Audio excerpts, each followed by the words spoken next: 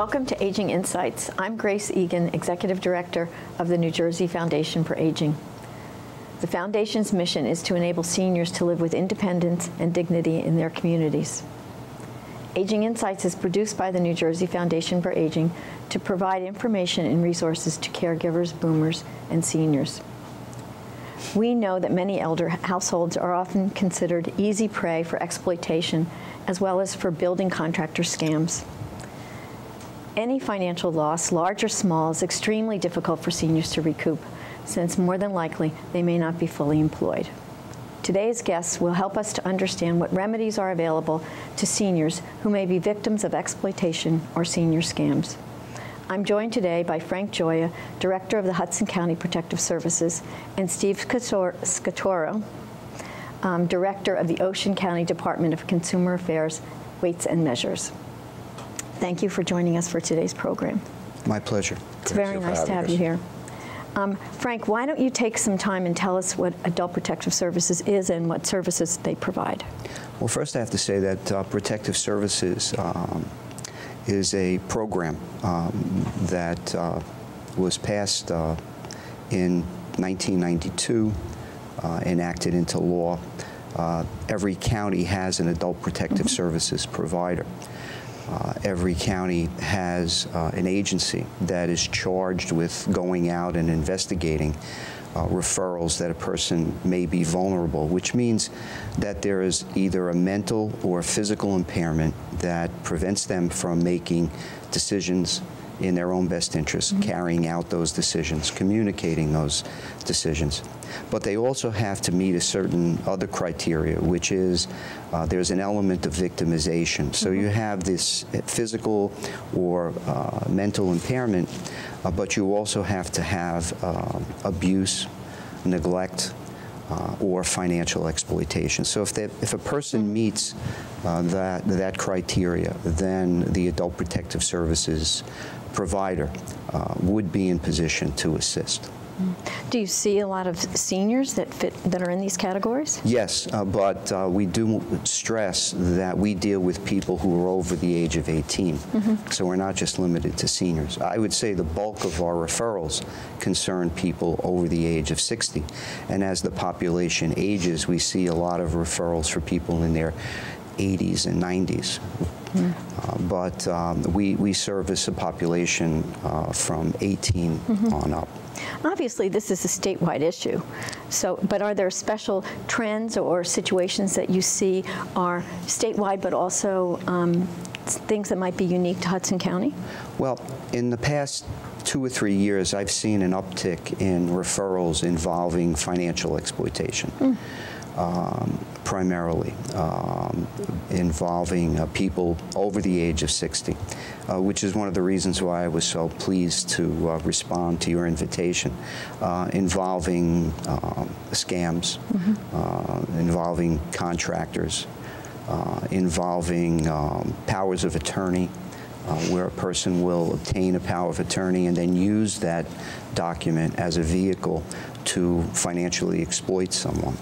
And I've seen an increase in the number of referrals that we get from banking institutions, so that banks are more vigilant, or have been more vigilant in the last few years, when they see a depositor coming in, for example, on a daily basis, accompanied by a person or people, and withdrawing cash from their account on a fairly regular basis. Or if they see a change in pattern of withdrawals from someone, we'll get a referral and then investigate that. Are there mandated reporters? Yeah, there was a change in the law a few years ago to add what we call mandatory reporting for professionals.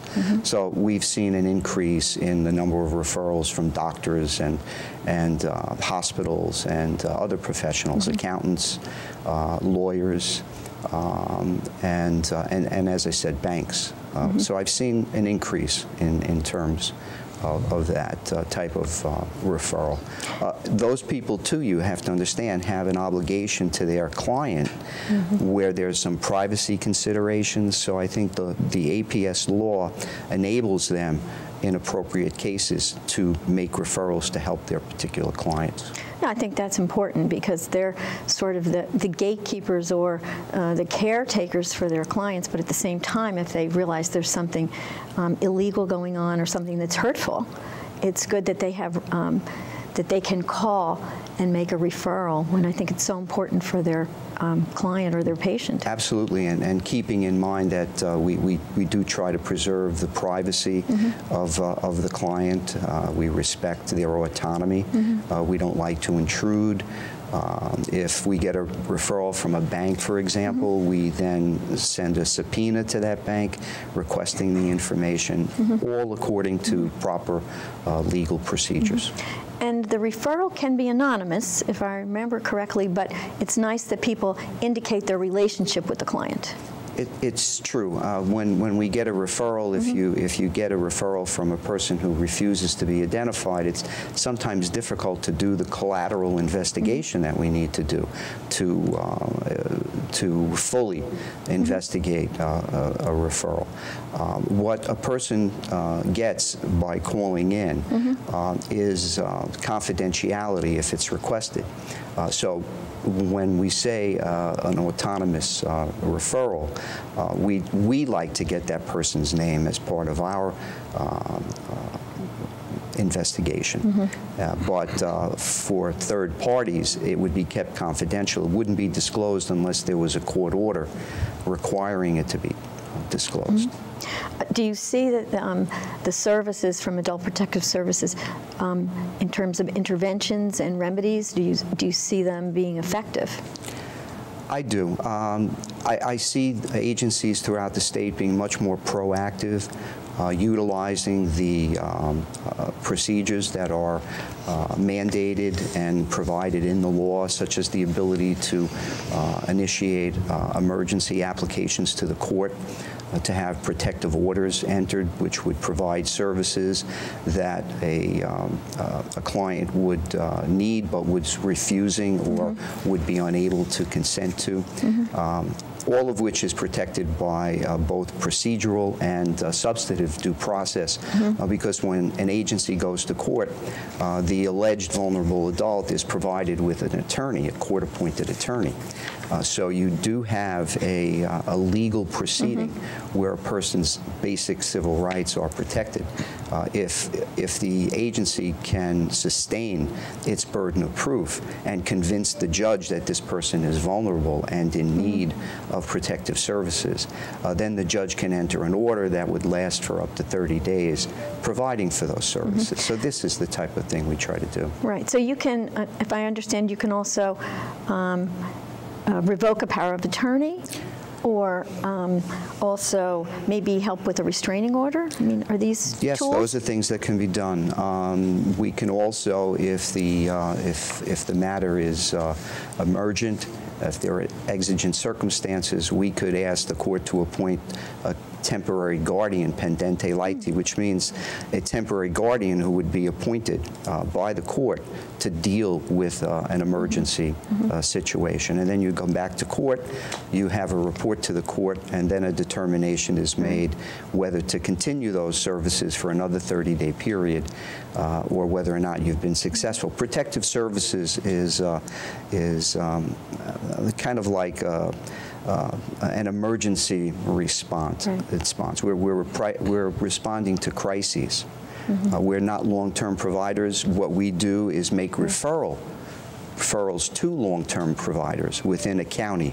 Right. So you could get referrals for services in the home. Yes. And would that be a good solution in some cases? Certainly. I mean, when we assess when the caseworker goes out, and I do want to say that the caseworkers are trained. There's a 16-week program that is coordinated by Rutgers University, and it's won awards throughout the state for the nature and the scope and the quality of the training. It's a 16-week program. It's 6 hours a week. 100 hours of training. A person is a certified APS caseworker. and the home visit and the face-to-face is conducted by that individual, and an assessment is made as to whether or not the person meets the statutory definition of vulnerability, because have to be over the age of 18, residing in a community setting, which means that you're not talking about licensed establishments such as rooming houses, boarding houses, anything that is licensed by the state, nursing homes. That's not within the purview of Adult Protective Services. We don't have jurisdiction over that. Right. We've had the Ombudsman for the Institutionalized Elderly on the show in the past, and I understand that their office would really take care of somebody in an institutionalized setting. So I appreciate you bringing that up. Yes. Since we're really talking about exploitation and scams, I mean, where does exploitation fit in terms of your cases? Is it one that you sort of mentioned subpoenas? Is it difficult to document and to solve? It's time consuming, and it takes a long time to assess whether or not there's been financial exploitation. You've got to obtain documents. You've got to analyze those documents. So you'll find yourself in the role of being a forensic accountant, and I have a problem balancing my checkbook. So Don't I'm tell looking, people that. But it's true. So we try to get additional help whenever necessary to evaluate this, and we have to review inappropriate cases. We will make referrals to local law enforcement. Usually the prosecutor's office is drawn in. Special victims unit, special prosecutions will be notified that we have reason to believe that there's been a financial exploitation. I'm working on 3 major financial exploitation cases now. Very time consuming, very involved. You have to put out fires because there are constantly IRS problems where a person hasn't been filing taxes. So you need to kind of bring to bear all the services that you could possibly bring to bear, and that includes bringing in other professionals in appropriate cases. Are you able to help people recover their lost assets sometimes? That's happened on occasion, and very often what we can do is stop the bleeding, so to speak. So in one particular case I'm working on now, we had someone who obtained the power of attorney, was withdrawing IRA and cashing in annuities, which triggered all sorts of tax consequences down the road for this individual. For the client. For the client, and we were able to notify the banks and the annuity companies of our investigation, and that kind of put a stop to things. And then we made the referral to the prosecutor and filed a guardianship application for this particular individual because we felt that she was an incapacitated person. All right. Well, I really think that kind of leads into what we want to talk with Mr. Scatoro about. I said your name again so that I would get it correctly. But anyway, because I think exploitation and senior scams go hand in hand, and obviously to have both of you here today really sort of gives a full picture of it. So, you know, since you're here, why don't you explain a little bit about the issues that you're seeing in Ocean County? Okay, Ocean County is kind of unique in its makeup. There's over 600,000 people in Ocean County. We have 140,000 seniors over 60 years old, and another 40,000 people of seniors that are over 80 years old. So that's approximately 1/3 of the population of Ocean County. So our concentration is to protect the seniors as well as all the other people in Ocean County. I am a sworn agent of the Attorney General for the state of New Jersey, empowered to investigate, educate, and enforce the Consumer Fraud Act, as well as the Home Improvement Contractors Registration Act, and all the weights and measures statutes in the state of New Jersey.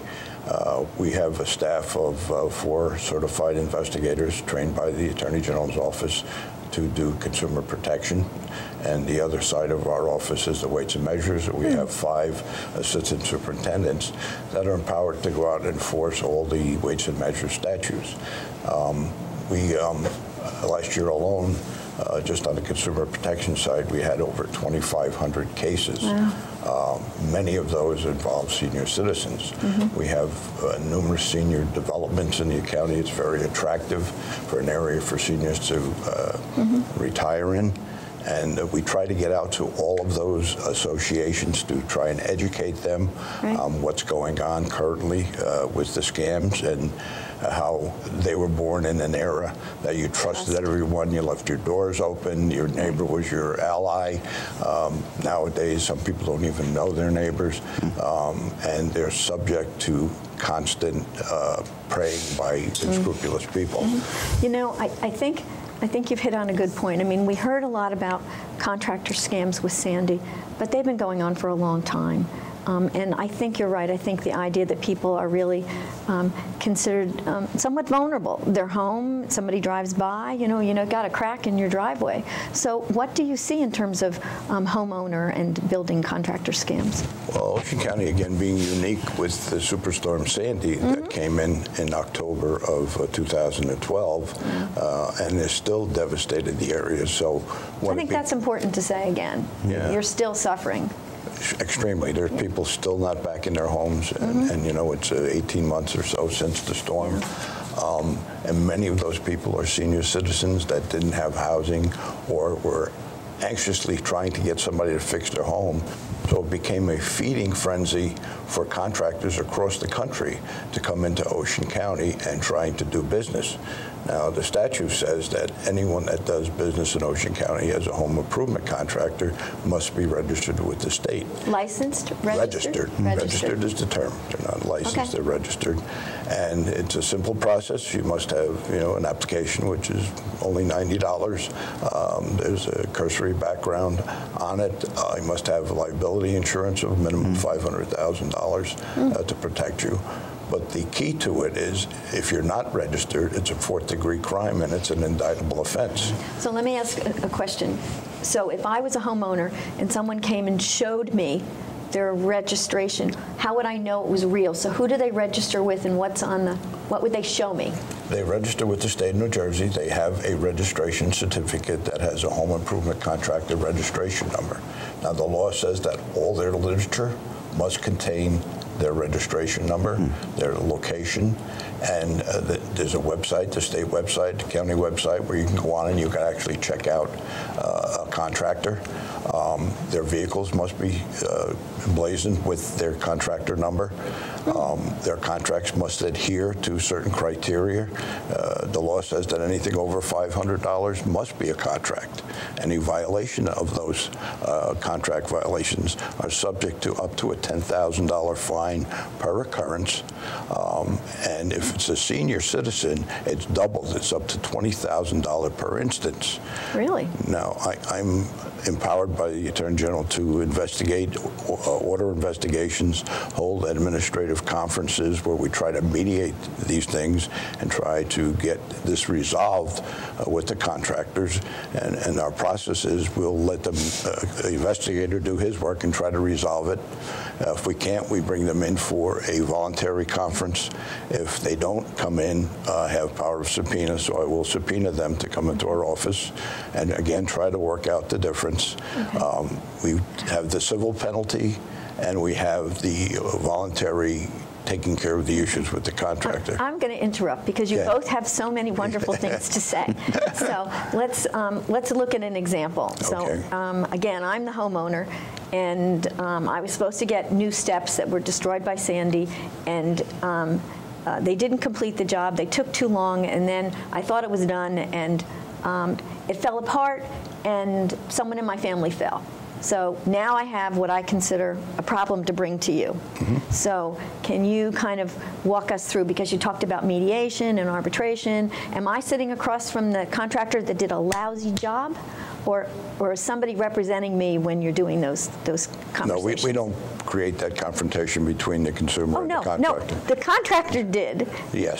So what we do is we'll get in touch with the contractor. Okay. First of all, they have to sign a complaint, which Sure. empowers us to act on their behalf. Okay. Right. We try to do it by phone, get it worked out. Okay. Usually doesn't work. We bring the contractor in for an informal conference to try and convince him that a lot of times they don't show up. They think that we don't have any teeth because we didn't have any prior to January of 2006 when they passed the Consumer Fraud Act, right, and the Consumer Home Improvement Contractor Registration Act. So we'll try to work it out. If it doesn't work out, we subpoena them in. If that doesn't work, we file charges against them in municipal court. And if it's an indictable offense, we work very closely with the prosecutor's office and the 33 municipal police departments in Ocean County, and we'll file charges in municipal court. If they're small events, we refer them to small claims court, which is in the $3,000 area. Again, going back to the situation where I'm not happy with my steps and someone fell, and so you're going to create the ability for the contractor to come back and do the job right, or get my money back, or what's the remedy for me? Yes, and usually the power that we do have is when we bring them in, and then they could tell us, no, we're not going to do it, and then the alternative would be to sue them in civil court. Yeah, right? okay. However, when we do bring them in, probably 80% of the time there are contract violations, and that's where the fines and penalties can come in place. So if we look at a penalty on a contractor's registration form, and each item on there that is not in compliance with the statute could be up to $10,000 apiece. Now, we never ask that, but an average is about 500, and there's usually about 6 or 7 violations per contract. So you're talking about $3,500 penalty that they can be facing. Or if they don't want to pay it to us, then we'll take them into municipal court and let the judge order them pay much more than that. Okay. So we're working on your side to try and get it done. Yeah, you're working for me. This is what I Yes. like. So I know when we talked, when we were setting this up, there was also the phrase granny scams. And this might actually be something that you both see, but what are you seeing in Ocean County that fits into that title? What is it? Again, with our large senior population, the way the granny scam works, and there's various Titles for it? versions of it. But they'll call up and basically if a man answers or a woman answers, and they usually done their research to find out that it's an older person, and they'll start out with hi grandma or hi grandpa, and right away the senior thinks it's their grandchild, and they all have a problem. I was in a car where they discovered marijuana in the trunk. They're holding us in the jail, and unless we post a bail right away, that they're going to send us to a more severe location, and we're going to be imprisoned and whatnot. We need help right away, but you can't tell mommy and daddy, because if they find out, I'm going to be in real trouble. And usually people are smart enough not to do this, but there's so many that just act quickly, and they will wire that money to the dedicated spot or get a prepaid debit card and send it to them, or they'll say we can send a courier over to pick up the cash, and people fall for that. And once they get you and you're hooked, then always a flaw occurs, and that we need more money. And some people, and it's usually around the $2,000, $2,500 initial So it's request. not too high, but it's Enough for somebody to Right. be able to do it, Right. and then it could run into thousands and thousands. Do you see this too, Frank? I've seen this, and I've also seen it more recently on the internet. So as you have a baby boomer population, and you have seniors who are more and more computer literate and Right. who are on the internet, I've seen cases where they get the same type of solicitation. Right. It's not a granny phone call, Right. but it's a granny email message. right. And I'm again, traveling and whatever. yeah, And I've seen yeah, some of those. yeah. Right. And again, in most cases, people are smart enough to see through this. They'll ask a question that only a real grandchild would know. Right. And Hopefully, when they yeah. don't get the answer, but there are some who are very, very concerned, very impulsive, and they'll send the money Yeah. that's requested. The other thing that we have seen are these lottery scams, which are so prevalent. And I've actually had a case where a gentleman actually went to Spain in response to a solicitation, and over a period of about 18 months gave away $250,000. So that's Incredible another loss. Let's make sure we take time to tell people how they can get in touch with their consumer affairs person, because obviously many counties have this, and how they can get in touch and make referrals to Adult Protective Services. So, Frank, how would someone know how to make a referral? Is there a statewide number? Believe there's a statewide number, but I don't have. We'll put it on the screen. Okay. And every county has their own telephone number, fax numbers, email addresses. Okay. If a person does have access to a computer and you Google Adult Protective Services New Jersey, you're going to get a website that will actually list all 21 counties with contact information and after-hour responses. The one thing I want to say about after-hours response is if you're dealing with an emergency, then you really should be calling 911, local police, local fire, or other emergency, and not leave a message which isn't going to be responded to until the next day. So that's an important consideration. Thank you. And Steve, I know you do a lot of community education. So what do you tell people in terms of getting in touch? And as I said, you have other county counterparts and other. Well, the state website is the Attorney General's website in Consumer Affairs, and anytime they can take a complaint. But they can come directly to us in Ocean County, and we handle all the complaints that do come in. We have our website, which is www.co.ocean.nj.us//consumers. Okay. And our phone number is 732-929-2105, and you get a live person that's going to take your complaint. We can do it by phone. There's a PDF file you can download right from our website that you can do it and send it in to us. It must be signed and forwarded to us. Or you can come into our office and sit down with an intake person or an investigator. This has been incredibly informative, and we do have the APS numbers on our website, and we'll be sure and put your contact information into the program. So I appreciate you both being here. Aging Insights is produced by the New Jersey Foundation for Aging and is made possible by donations to the foundation.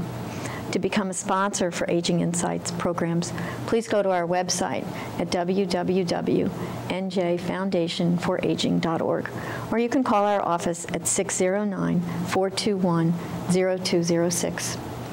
Also on our website, you'll see an online survey about Aging Insights. Feel free to leave your comments on the show or other topics that we can do in the future. We want to remind you to find out about senior services in your area. Please contact your county offices on aging, also known as the Aging and Disability Resource Connection in your county. Their numbers and the APS numbers are on our website as well. You can also call the state hotline for senior services at 1-877-222-3737. Thank you for watching this episode of Aging Insights. And remember, aging is everyone's business.